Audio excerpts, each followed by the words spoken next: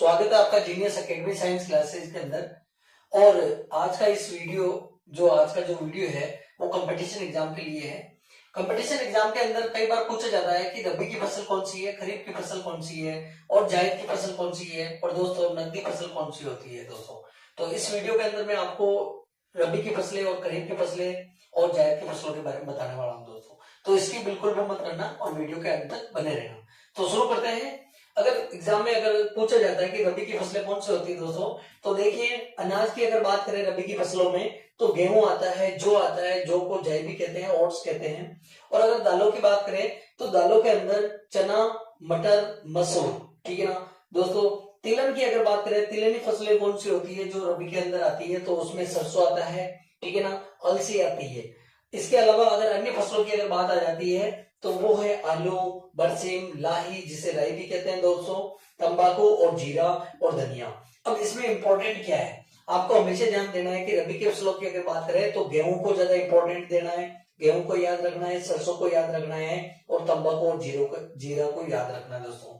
इसके अलावा अगर खरीफ की फसलें की बात करें तो खरीफ की फसलें जो होती है उसमें अगर अनाज की कैटेगरी की बात करें तो धान की फसलें, यानी कि खरीफ की फसलों में मोटा अनाज आता है तो धान का मतलब ही मोटा अनाज होता है।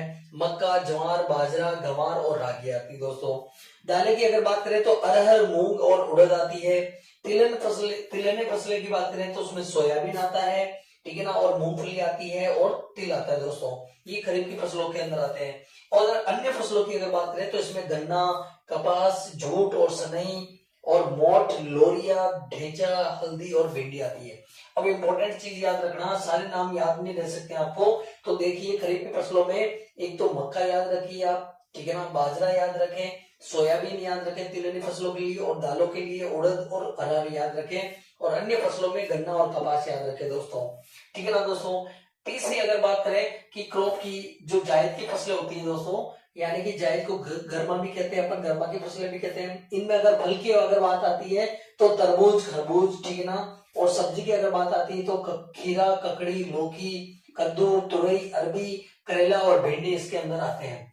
और ध्यान देना दोस्तों, सबसे इंपॉर्टेंट चीज आती है, कई बार एग्जाम कंपटीशन एग्जाम के अंदर, चाहे वो आरआरबी के एग्जाम हो, चाहे एसएससी के एग्जाम हो, चाहे रेलवे के ग्रुप डी के एग्जाम हो, ठीक है ना, उनमें पूछा जाता है कि नकदी फसलें कौन सी होती है दोस्तों।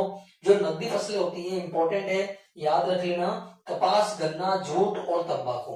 तो दोस्तों इस छोटे से वीडियो के अंदर मैंने उम्मीद करता हूं कि मैं इस छोटे से वीडियो के अंदर आपको रबी, खरीफ और जायद की फसलें के बारे में बता चुका हूँ और कंसिडर करवा चुका हूँ, तो आपको समझ में भी आया होगा। और कमेंट में आप मुझे बताइए कि शकरकंद जो है दोस्तों, शकरकंद जो है वो कौन सी फसल है, तो आप कमेंट करके मुझे इस क्वेश्चन का आंसर बताइए। मिलते हैं नेक्स्ट वीडियो में, तब तक के लिए goodbye, thanks, take care.